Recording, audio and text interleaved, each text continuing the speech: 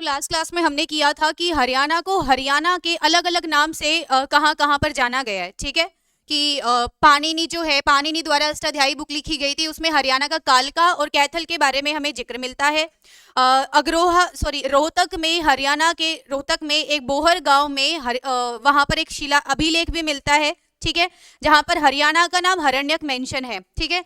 हरियाणा का नाम हरियाणा चाहमन ग्रंथ में मेंशन है। ये सारी चीजें हम लास्ट क्लास में कवर कर चुके हैं, एक दो चीजें और देखेंगे हरियाणा से रिलेटेड, ठीक है।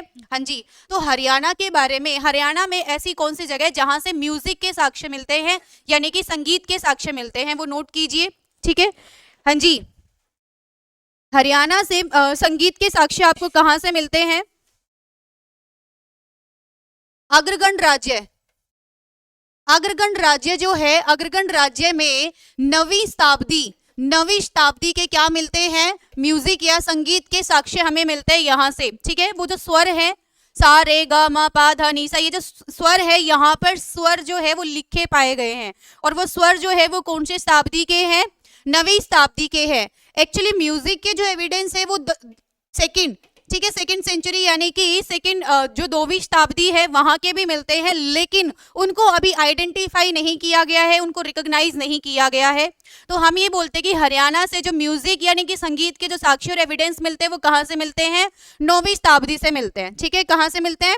9वीं शताब्दी से मिलते हैं। तो ऋग्वैदिक काल के बारे में हम लोग यहाँ पर कर चुके हैं कि अगर हिस्ट्री के सीक्वेंस में देखा जाए कि इंडस वैली यानी कि सिंधु घाटी सभ्यता में, हरियाणा सभ्यता के हिसाब से हरियाणा में कौन कौन से ऐसे स्थल पाए गए हैं जो कि इंडस वैली यानी कि सिंधु घाटी सभ्यता से संबंधित है। क्लियर है? उसके बाद हमने क्या किया था? वैदिक काल जो है उस वहां पर देखा था कि वहां पर हरियाणा का कहाँ कहाँ जिक्र मिलता है या कैसे कैसे जिक्र मिलता है। पाणिनि की जो अष्टाध्यायी है वहां पर जिक्र मिलता है। ऋग्वेद में रजे हरियाणा यानी कि रज हरियाणा का जिक्र मिलता है। ब्रह्मव्रत कहा गया था, आर्यव्रत कहा गया था।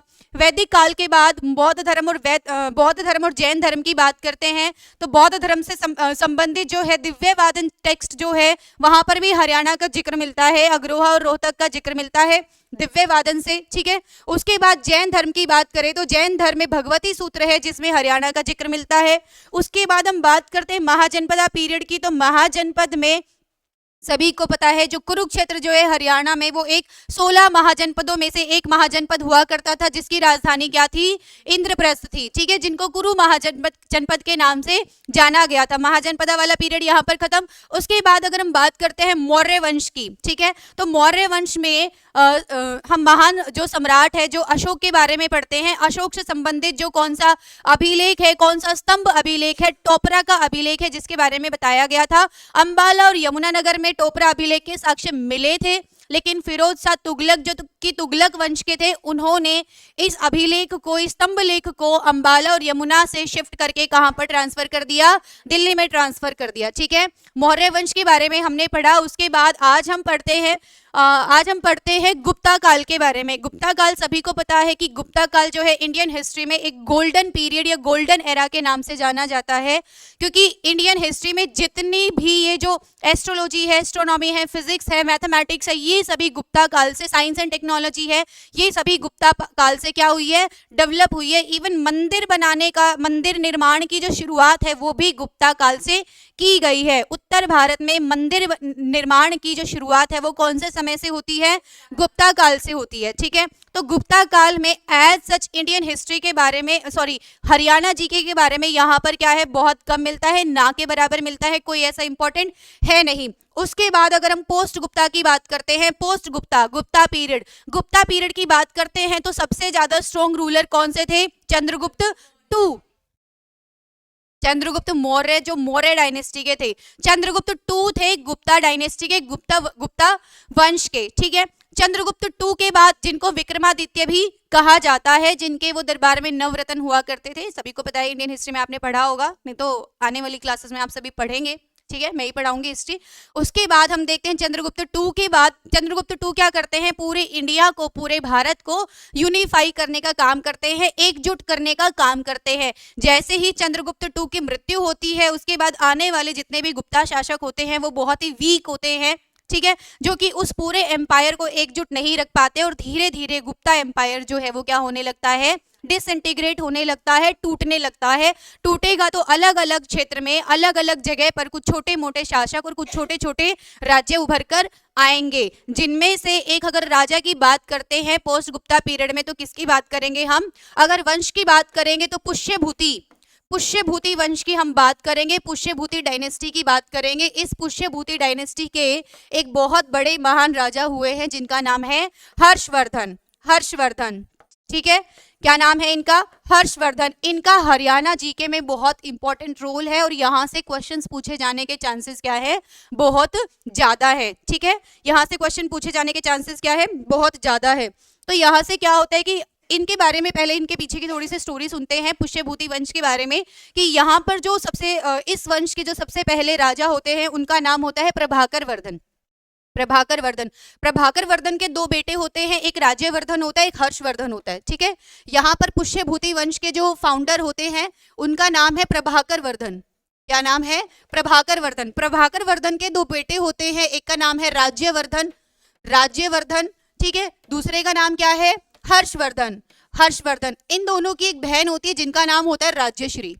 ठीक है, इन दोनों की बहन होती है राज्यश्री और इस राज्यश्री के लिए ये लोग लड़का देख रहे होते हैं।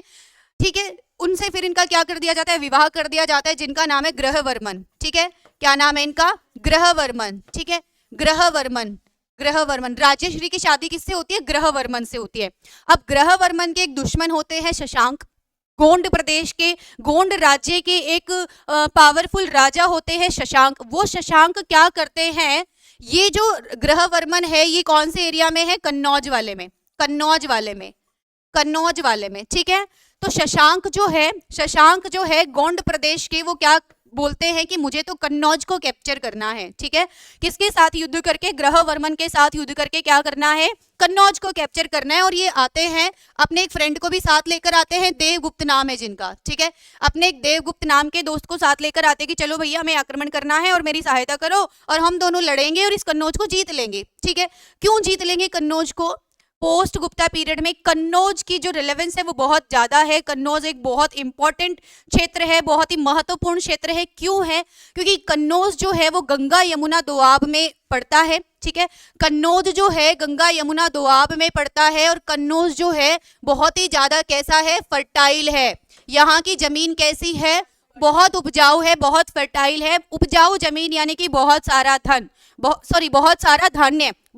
धान्य यानी कि एक्सपोर्ट ज्यादा यानी कि पैसा बहुत ज्यादा, माने यहाँ पर सरप्लस में। ठीक है, राज्य की सारी समस्याएं दूर, कोई प्रॉब्लम नहीं है। तो यहाँ पर पोस्ट गुप्ता पीरियड में हर कोई क्या करता है? कन्नौज को पाना चाहता है। तो इसी कन्नौज के लिए शशांक जो है ग्रहवर्मन के साथ क्या करने आते हैं? युद्ध करने आते हैं और ये इसी युद्ध में क्या हो जाती है? ग्रहवर्मन की क्या हो जाती है? मृत्यु हो जाती है। अब इनकी बहन की के हस्बैंड की मृत्यु हो जाती है। उसकी मृत्यु होने के बाद ये जो राज्यवर्धन है ये अपनी बहन के साथ जो भी गलत हुआ है उसका क्या लेने आते हैं? बदला लेने आते हैं। ठीक है, बदला लेने आते हैं। तो राज्यवर्धन भी इस युद्ध में क्या होते हैं? मारे जाते हैं। तो अब बात आती है हर्षवर्धन पे। हर्षवर्धन उस समय सिर्फ और सिर्फ मात्र 16 वर्ष के थे। हर्षवर्धन के पास अब दो चुनौतियां थी, एक तो अपने भाई के और अपने ये जो बहन के हस्बैंड की मृत्यु का बदला लेना, दूसरा जब इनकी ग्रहवर्मन की मृत्यु होती तो राजश्री जो है वो कहीं चली जाती है, कहीं जंगलों में जाकर छिप जाती है। तो इनके पास दो चुनौतियां आई हर्षवर्धन के सामने कि एक तो अपने भाई की मृत्यु का बदला लेना, दूसरा अपनी बहन को ढूंढकर निकालना। ठीक है, तो ये क्या करते हैं? हर्षवर्धन जाकर इनके शशांक देवगौड़ा के साथ क्या करते हैं? युद्ध करते हैं और युद्ध में इनको हरा देते हैं और इनकी क्या हो जाती है? मृत्यु हो जाती है। और हर्षवर्धन क्या करते हैं? जीत लेते हैं। जीतने के बाद ये जो कन्नौज एरिया जो इन्होंने कैप्चर किया था, शशांक ने जो कैप्चर किया था ग्रहवर्मन को मार के, इसको वापस से क्या कर लेते हैं? रिकवर कर लेते हैं। और ये दूसरा जो इनके पास चुनौती जो इनके सामने थी अपनी बहन को ढूंढ निकालने की, वो भी ये पूरी कर लेते हैं। अपनी बहन को ये एक बुद्धिस्ट मोंक होते हैं दिवाकर मित्र। ठीक है, दिवाकर मित्र की सहायता से ही अपनी बहन को भी ढूंढ निकालते हैं और अपने भाई की मृत्यु का बदला भी ले लेते हैं और कन्नौज को भी क्या कर लेते हैं? रिकवर कर लेते हैं। अब ये कन्नौज को क्या बोलते हैं? अपनी बहन को बोलते हैं कि ठीक है जो हो गया सो हो गया, अब आप कन्नौज को संभालो। ठीक है, तो इनकी बहन कहती मैं कैसे संभालूंगी? तो ये क्या करते हैं? कन्नौज को अपनी राजधानी बना लेते हैं। क्या बनाते हैं? राजधानी बना लेता है। लेकिन अच्छा ये मैंने यहाँ पर हमने स्टार्ट किया था पुष्यभूति डायनेस्टी। पुष्यभूति डायनेस्टी जो है ये कौन से रीजन में थी? थानेसर वाले रीजन में, हरियाणा के थानेसर वाले रीजन में ये डायनेस्टी क्या होती है? जन्म लेती है। इसकी यहाँ पर ये किसका? हर्षवर्धन का एरिया है, ठीक है, उसका रीजन है। उसके बाद ये अपनी सेकंड कैपिटल किसको बनाता है? सेकंड कैपिटल ये कन्नौज को बना लेता है, क्योंकि डायरेक्टली इनडायरेक्टली इसको कन्नौज को भी क्या करना होता है? रूल करना होता है, क्योंकि वहां पर इनकी बहन होती है राज्यश्री, ठीक है। तो कहानी यहाँ से समझ आ गई, कहानी यहाँ से समझ आती है हर्षवर्धन की। तो यहाँ से हर्षवर्धन के ऊपर क्या क्या क्वेश्चन आते हैं? हर्षवर्धन जो है बहुत इंपॉर्टेंट है यहाँ पर। हर्षवर्धन जो है एक बहुत ही फेमस जो थे नाटककार थे, ठीक है। हर्षवर्धन ने 3 बुक लिखी है, वो कौन सी है? उनका नाम लिखो, Priyadarshika, Priyadarshika, Nagananda, Nagananda and Ratnavali, and Ratnavali, Ratnavali, Priyadarshika, Nagananda and Ratnavali. ये जो 3 फेमस बुक है ये तीनों संस्कृत में लिखी गई है, संस्कृत में लिखी गई है। और किनके द्वारा लिखी गई है? ये हर्षवर्धन के द्वारा लिखी गई है। किनके द्वारा लिखी गई है?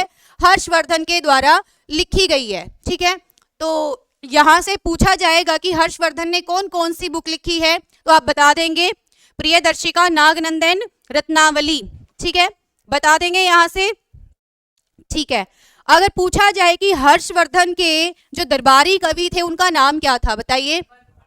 Banabhatta, very good. यहाँ पर एक और, यहाँ से पहले क्वेश्चन पूछा गया है कि हर्षवर्धन के कौन कौन से दरबारी कवि थे। ऑप्शन थे यहाँ पर बाणभट्ट, मयूर, हरिदत्त या फिर सभी। तो बच्चों ने क्या किया? बाणभट्ट किया, क्योंकि सबने बाणभट्ट ही नाम सुना है। लेकिन बाणभट्ट तो थे ही, साथ में ये जितने मैंने नाम लिए ये सब भी इनके दरबारी कवि थे, कोर्ट पोएट थे। नाम लिख लो इनके कोर्ट पोएट के, ठीक है, कोर्ट पोएट। इनके दरबारी कवि कौन कौन थे? पहले लिखो बाणभट्ट, बाणभट्ट, बाणभट्ट, बाणभट्ट, मयूरदत्त, बाणभट्ट, मयूरदत्त, बाणभट्ट, मयूरदत्त, जयसेन, जयसेन, जयसेन एंड हरिदत्त, हरिदत्त, हरिदत्त, बाणभट्ट, मयूर, बाणभट्ट, मयूर, जयसेन एंड हरिदत्त, ठीक है। ये सारे के सारे इनके दरबारी कवि थे, कोर्ट पोएट थे। ये क्वेश्चन दोबारा पूछा जा सकता है, पहले भी पूछा गया है कि कौन कौन से इनके दरबारी कवि थे। मुख्य रूप से बाणभट्ट थे, लेकिन ये सारे ही इनके दरबार में क्या थे? कवि थे, ठीक है। और बाणभट्ट ने क्या लिखी है? बाणभट्ट ने, अच्छा पूछा जाए कि हर्षवर्धन के बारे में हमें कहाँ से पता चलता है? हर्षवर्धन का जिक्र हमें कहाँ से मिलता है? हर्षवर्धन का जिक्र हमें मिलता है बाणभट्ट से, बाणभट्ट से। हर्षवर्धन के बारे में, सॉरी, बाणभट्ट ने बुक लिखी है हर्षचरिता, हर्षचरिता। बाणभट्ट तो इनके दरबार में कवि थे, दरबारी कवि थे, कोर्ट पोएट थे बाणभट्ट। बाणभट्ट ने एक बुक लिखी है हर्षचरिता। उस हर्षचरिता से हमें हर्षवर्धन के बारे में सारी इंफॉर्मेशन मिलती है। ये तो एक सोर्स है। दूसरा सोर्स क्या है? और हमें हर्षवर्धन के बारे में कहाँ से मिलता है? ऐहोल इंस्क्रिप्शन, ठीक है। ऐहोल इंस्क्रिप्शन कहाँ पर है? ये ऐहोल इंस्क्रिप्शन कर्नाटका में है, कर्नाटका में है। कर्नाटका में क्यों है ऐहोल इंस्क्रिप्शन? ऐहोल इंस्क्रिप्शन, अभी मैंने हर्षवर्धन के बारे में बताया कि कैसे वो 16 वर्ष की उम्र में अपने भाई की मृत्यु का बदला लेते हैं और अपनी बहन को ढूंढ निकालते हैं और कन्नौज को शशांक से क्या कर लेते हैं? रिकवर कर लेते हैं, ठीक है। यानी कि ये सब करके वो उत्तर भारत के बहुत शक्तिशाली राजा बन जाते हैं, ठीक है, बहुत शक्तिशाली राजा बन जाते हैं। लेकिन हमेशा एक बात याद रखना, शेर को सवा शेर हमेशा जरूर मिलेगा, ठीक है। कोई भी किसी की भी पावर हमेशा सेम नहीं रहती है, ठीक है। शेर को सवा शेर हमेशा मिलता है और इन्हीं को ऐसे ही एक सवा शेर मिलते हैं जिनका नाम है पुलकेशिन, पुलकेशिन सेकंड, पुलकेशिन सेकंड। जब ये उत्तर भारत के बहुत शक्तिशाली राजा बनते हैं तो ये सोचते हैं क्यों ना मैं दक्षिण भारत को भी क्या कर लूं? अपने कब्जे में कर लूं, इनको मिला लूं, ठीक है। इनको क्या कर लूं? अपने कब्जे में मिला लूं। और ये कब्जे में मिलाने की वजह से ये किसके साथ भिड़ जाते हैं? पुलकेशिन II के साथ मिल जाते हैं, जो कि चालुक्य वंश के राजा होते हैं, चालुक्यन किंग होते हैं, चालुक्यन किंग, चालुक्यन किंग, ठीक है। तो यहाँ पर ये पुलकेशिन II से क्या हार जाते हैं, ठीक है। पुलकेशिन II से क्या होता है? यहाँ पर वो हर्षवर्धन हार जाते हैं। ये पूछा जाएगा हर्षवर्धन जो है, हर्षवर्धन का युद्ध किस चालुक्यन राजा के साथ होता है? ठीक है, तो आप बता पाओगे पुलकेशिन II के साथ होता है और इस युद्ध में उनकी क्या हो जाती है, हार हो जाती है। इस युद्ध में वो हारते हैं, ये हमें हर्षचरिता से पता नहीं चलता है। क्यों? बाण भट्ट इस चीज को हर्षचरिता में नहीं लिखेंगे क्योंकि उनका तो राजा हार जाता है ना। लेकिन दरबारी कवि की खास बात क्या होती है कि वो अपने हमेशा अपने राजा के बारे में क्या बहुत अच्छा लिखते हैं। ठीक है, बहुत अच्छा लिखते हैं। तो ये हर्षवर्धन जो है पुलकेशिन II से हार जाते हैं, ये हमें कहाँ से पता चलता है, इस ऐहोल इंस्क्रिप्शन से। ऐहोल इंस्क्रिप्शन से पूछा जाएगा ऐहोल इंस्क्रिप्शन किसके द्वारा लिखी गई है। ये पुलकेशिन II के एक दरबारी कवि थे जिनका नाम क्या था, रवि कीर्ति। पुलकेशिन II के एक दरबारी कवि थे जिनका नाम था रवि कीर्ति, और इसी रवि कीर्ति द्वारा ये ऐहोल इंस्क्रिप्शन लिखी गई है, जिससे हमें पता चलता है कि युद्ध में हर्षवर्धन जो है पुलकेशिन II से क्या होते हैं, हार जाते हैं। ठीक है, हार जाते हैं। क्लियर है? यहां तक सभी को क्लियर है? ठीक है, तो आगे चले। ऐहोल इंस्क्रिप्शन है, कर्नाटका में है। ऐहोल इंस्क्रिप्शन रवि कीर्ति द्वारा लिखी गई है। रवि कीर्ति पुलकेशिन II के दरबारी कवि कोर्ट पोएट होते हैं। ये चालुक्यन किंग है, चालुक्य वंश के होते हैं। इनसे हर्षवर्धन जो है क्या होते हैं, हार जाते हैं। क्लियर है? अच्छा, तो कुंभ का मेला सभी ने सुना होगा। ठीक है, ये पूछा जाएगा कुंभ के मेले की शुरुआत किसने की है। कुंभ के मेले की शुरुआत जो है वो हर्षवर्धन द्वारा की गई थी 641 CE। ठीक है, 641 में कुंभ के मेले की शुरुआत की गई थी, और ये कुंभ के मेले की शुरुआत जो है किसके द्वारा की गई थी, हर्षवर्धन के द्वारा की गई थी। ठीक है, हर्षवर्धन के द्वारा की गई थी। हाँ जी, 641 CE में 641 में हर्षवर्धन द्वारा कुंभ के मेले की क्या की गई थी, शुरुआत की गई थी। ठीक है, ये पूछा जाएगा, ये भी पूछा जाएगा कि हर्षवर्धन के समय कौन सा चीनी यात्री जो है भारत आया था। ठीक है, हाँ जी, शब्दों पर ध्यान दीजिए। हाँ जी, जो है हर्षवर्धन के समय कौन सा चीनी यात्री भारत आया था, ह्वेनसांग आया था। ठीक है, कौन सा आया था, ह्वेनसांग। यहाँ से दो क्वेश्चन है कि ह्वेनसांग जो है, एक तो है हरियाणा कब आया था, दूसरा है इंडिया कब आया था। ये क्वेश्चन पहले भी पूछा गया है कि ह्वेनसांग जो है किसके समय पर आया था। ये तो सबको पता है, हर्षवर्धन के समय पर आया था। ह्वेनसांग जो है भारत कब आया था, ये आया था 629 में।